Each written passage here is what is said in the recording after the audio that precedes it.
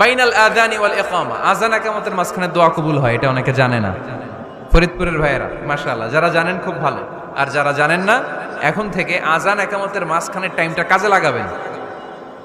মোবাইলে নোট করে নিয়ে যাবেন কি চাওয়া লাগবে। আমরা বাজার করতে গেলে লিস্ট করে নিয়ে যাই না? আহা, ঘরে যা লাগবে এটার জন্য এত টেনশন, জীবনে কি লাগবে ওইটা নিয়ে কোনো টেনশন নাই। লিস্ট করেন। আমার পরীক্ষার জন্য আল্লাহরে বলবো, আমার বিয়ের জন্য আল্লাহরে বলবো, আমার ছেলে মেয়েদের জন্য আল্লাহরে বলবো, ব্যবসার জন্য বলবো। আজান হয়েছে জোহরের সুন্নত পরে বসে আছে, ইমাম সাহেব আসতে দেরি, এরকম হয় না? একামত হয় নাই, এই টাইমটা অনেকে নষ্ট করে। এই টাইমটা it's a high time to make দোয়া, দোয়া করার সুবর্ণ সময়।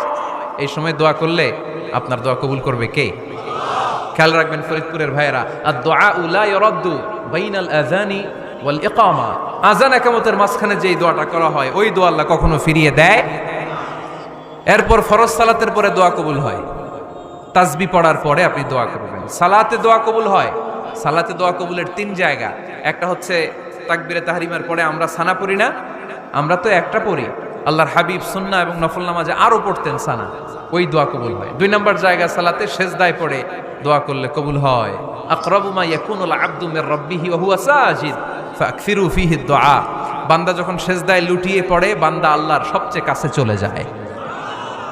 দেখা যায় সেজদাটা মসজিদের কার্পেটে পড়েছে, দেখা যায় কপালটা জায়নামাজের উপরে পড়েছে, দেখা যায় সেজদাটা আমার কপালটা মসজিদের টাইলসে পড়েছে, কিন্তু বিশ্বনবী বলে টাইলসের উপরে না, জায়নামাজে না, তোমার সেজদাটা তোমার রবের কুদরতি পায়ের উপরে পড়েছে। সেজদায় পড়ে দোয়া করেন। সালাম ফিরানোর আগে বিশ্বনবী দোয়া করতেন, লা ইউসাল্লিমান্না আহাদুকুম হাত্তা ইয়াতাআওয়াযা মিন আরবা। আল্লাহর হাবিব বললেন 4 জিনিস থেকে পানাহানা আছে, আমার কোন উম্মত যেন সালাম না ফিরায়। তারা যেন পড়ে আল্লাহুম্মা ইন্নী আউযু বিকা মিন আযাবিল কবর, আউযু বিকা মিন আযাবি জাহান্নাম, আউযু বিকা মিন ফিতনাতিল মাহইয়া ওয়াল মামাত, আউযু বিকা মিন ফিতনাতিল মাসিহিদ দাজ্জাল। আল্লাহ কবরের আযাব থেকে বাঁচাও, আল্লাহ জাহান্নামের আগুন থেকে বাঁচাও, আল্লাহ জীবন মরণের ফিতনা থেকে বাঁচাও, আল্লাহ দাজ্জালের ফিতনা থেকে বাঁচাও। চিল্লায় পড়েন আমিন। সালাম ফিরানোর আগে এই দোয়াগুলো করবেন। এরপরে বৃষ্টির নিচে দাঁড়িয়ে দোয়া করলে দোয়া কবুল করে কে? করেন আপনারা? হ্যাঁ, বৃষ্টি দেখলে আল্লাহর হাবিব ভয় পেয়ে যেতেন, একবার ঘরে ঢুকতেন আরেকবার বেরোতেন। আম্মা জান আয়েশা বলতেন, ভয় পান কেন? আল্লাহর হাবিব বললেন, জানি না এই মেঘ থেকে বজ্রপাত এসে মদিনাটারে জ্বালিয়ে দিবে নাকি মেঘ থেকে বৃষ্টি এসে মদিনাটারে উর্বর করে দিবে, আমি তো জানি না, ভয় হয়। দোয়া করতেন, আল্লাহুম্মা আসকিনা গাইসান মুগীসান মারিআন মারিআন নাফিআন গায়রা দার আজিলান গায়রা আজিল।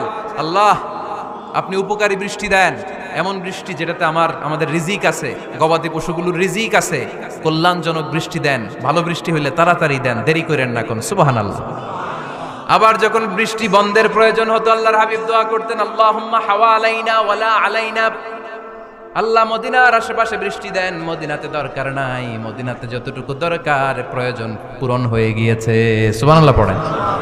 তাহলে ফরিদপুরের ভাইয়েরা বৃষ্টির নিচে দাঁড়ায় কি করবেন? মনে থাকবে কদরের রাতে দোয়া করলে ওই দোয়া আল্লাহ ফিরায় না। লাইলাতুল কদর খায়রুম মিন আলফি শাহর। আম্মা জান আয়েশাকে আল্লাহর হাবিব শিখাই দিলেন, আয়েশা কদরের রাত যদি পাও এই দোয়াটা করো, আল্লাহুম্মা ইন্নাকা আফুউন তুহিব্বুল। পারেন না এটা? আপনারা মুখস্থ করেন নাই? আল্লাহুম্মা ইন্নাকা তুহিব্বুল আফওয়া ফাআফু আন্নি। আল্লাহ আপনি ক্ষমাশীল, আল্লাহ আপনি ক্ষমা করাকে পছন্দ করেন, আল্লাহ আপনি আমারে ক্ষমা করে দেন। পড়েন আমিন। জুমার দিনে দোয়া কবুল হয়। আল্লাহর হাবিব বলেন একটা সময় আছে জুমার দিন দোয়া করলে কবুল করে কে? সময়টা কখন? মুহাদ্দিসিন ইকরাম অনেক ইখতিলাফ করেছে, সবচেয়ে গ্রহণযোগ্য মতামত হচ্ছে আসরের সালাতের পরে। জুমার দিন আসরের সালাতের পরে সূর্য ঢলে পড়ার আগে দোয়া করলে কবুল করবে কে? কোরআন খতমের পরে দোয়া করলে কবুল হয়।